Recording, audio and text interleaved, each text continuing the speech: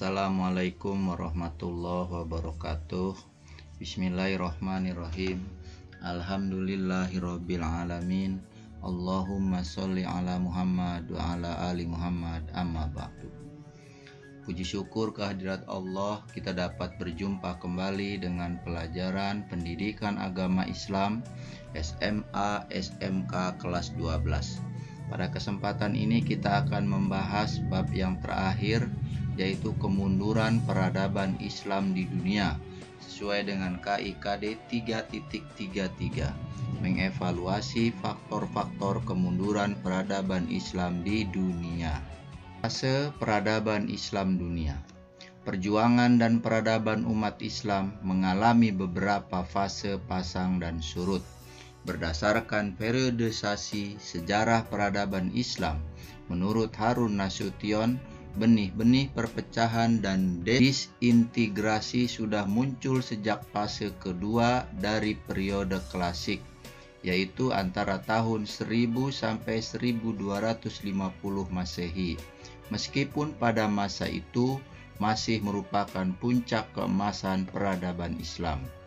Peradaban umat Islam kemudian mengalami kemunduran ketika memasuki periode pertengahan bagian pertama, antara tahun 1250 sampai 1500 Masehi, yang dikenal dengan masa kemunduran 1. Setelah kurang lebih 2,5 abad tenggelam dalam ketertinggalan, peradaban Islam kembali menggeliat dengan munculnya 3 kerajaan besar antara tahun 1500 sampai 1800 Masehi, bahkan kembali mengalami kemajuan hingga memasuki abad ke-18 Masehi. Setelah itu, grafik perkembangan peradaban umat Islam kembali menurun hingga memasuki abad ke-19, sebelum kemudian terjadi kebangkitan kembali di periode modern.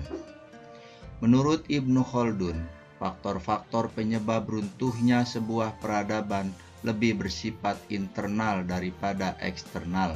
Suatu peradaban dapat runtuh karena timbulnya materialisme, yaitu kegemaran penguasa dan masyarakat menerapkan gaya hidup malas yang disertai sikap bermewah-mewah.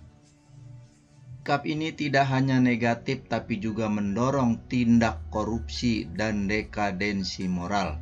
Lebih jelas, Ibnu Khaldun menyatakan, tindakan amoral, pelanggaran hukum dan penipuan demi tujuan mencari nafkah meningkat di kalangan mereka.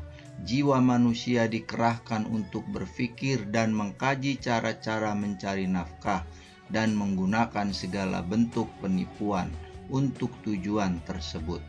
Masyarakat lebih suka berbohong, berjudi, menipu, menggelapkan, mencuri, melanggar sumpah, dan memakan riba.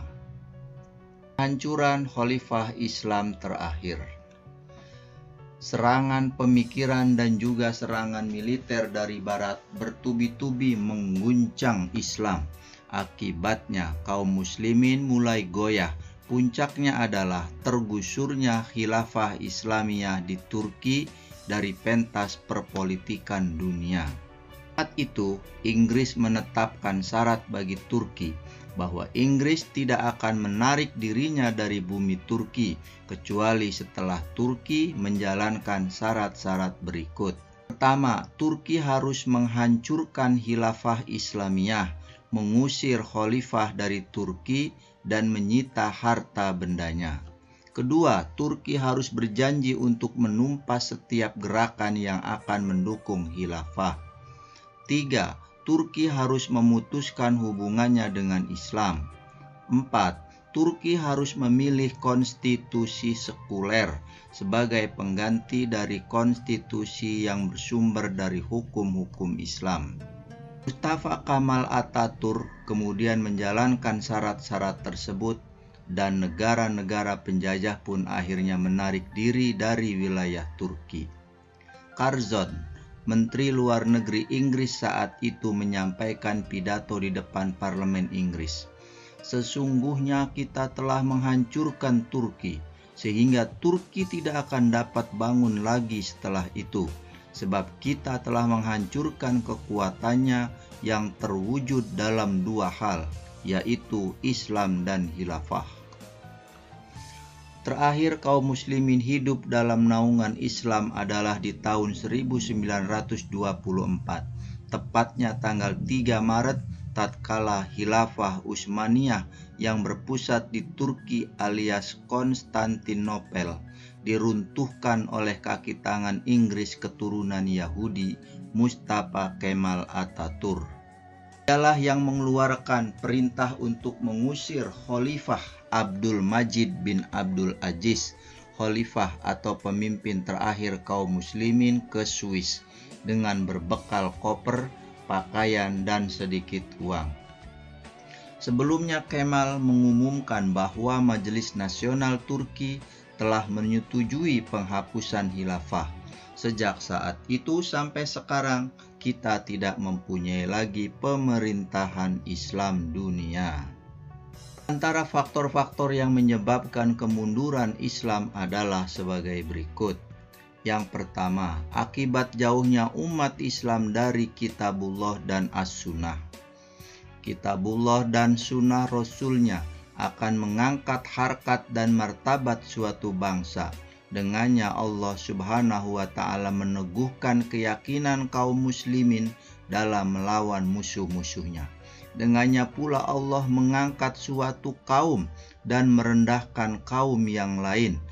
Jauhnya umat Islam dari Kitabullah dan Sunnah Rasulnya merupakan salah satu yang mengakibatkan umat Islam kini mempunyai konsep diri yang buruk sekali.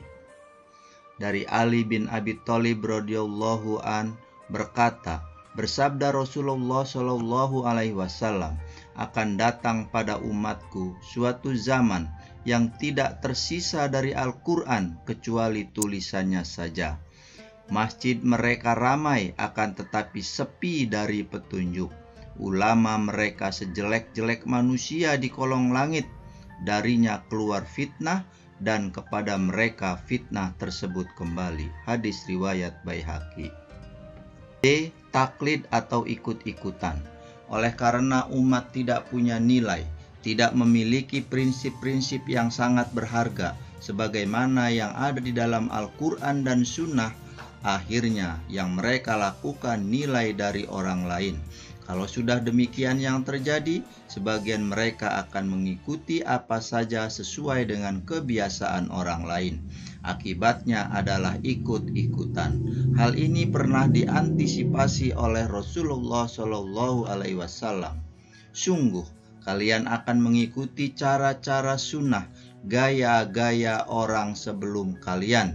Satu jengkal, satu hasta, satu depa secara bertahap, sehingga sampai mereka memasuki lubang biawak sekalipun kalian akan mengikutinya. Hadis riwayat Bukhari. Terjadi perpecahan di kalangan umat. Banyak organisasi-organisasi dan partai-partai umat Islam yang diakibatkan oleh umat sekarang ini tidak memiliki nilai konsep persatuan dan kesatuan fitrah pemikiran dan akidah. Semua merasa dirinya benar dan tidak bersikap dewasa, yaitu sikap bahwa antara gerakan yang satu membutuhkan gerakan yang lain sesama muslim. D. Adanya pertempuran antara hak dan batil.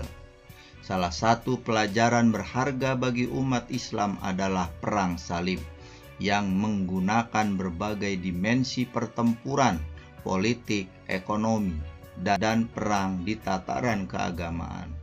Mereka berasal dari berbagai macam kelompok, yaitu orang-orang yang tidak beragama, ateis, Yahudi, musyrikin, Nasrani, sekuler, liberal, dan munafik bersatu menyerang umat ini dari berbagai arah agar umat Islam tinggal nama saja, tidak mempunyai ruh dan kekuatan. Akhirnya dengan seluruh sarana itu umat Islam digiring menjadi kelompok yang tertindas.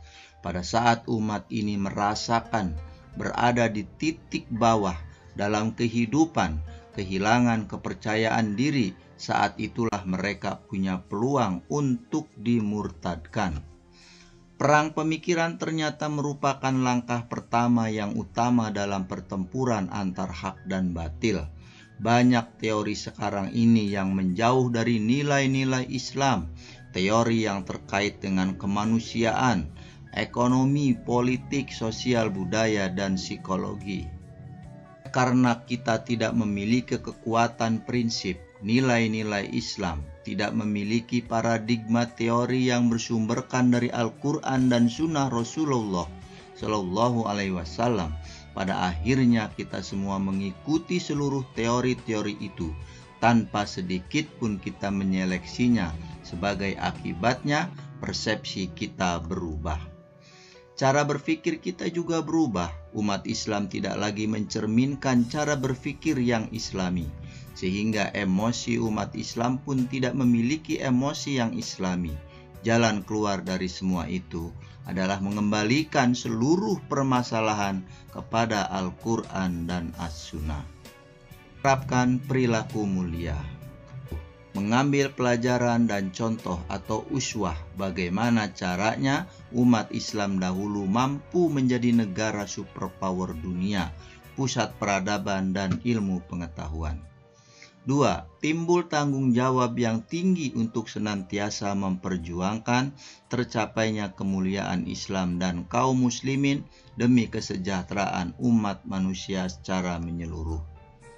3. Mempertahankan kebiasaan lama yang baik yang dicontohkan oleh para ulama as-salafus sholih dan para cendekiawan muslim, sekaligus mengambil suatu yang baru yang lebih baik.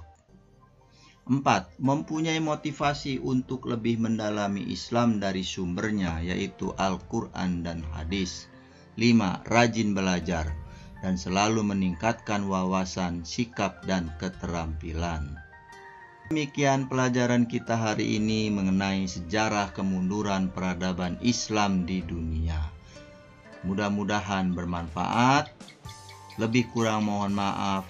Wabillahu a'lam bishawab. Wabillahi taufiq wal hidayah. Wassalamualaikum warahmatullahi wabarakatuh. Sallallahu ala Muhammad.